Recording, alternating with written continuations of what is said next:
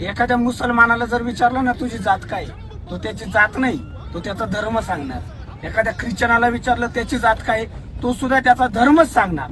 पण आमच्या येड्या हिंदूंना जर त्यांची जात विचारली ना, ते सांगणार मी महारे, मांगे, चांबारे, वंजारी, बंजारी, मराठा, राजपूत आहे. एक लक्षात ठेवा हिंदूंनो, आता जाती जातीमध्ये विभागण्याचे दिवस गेले.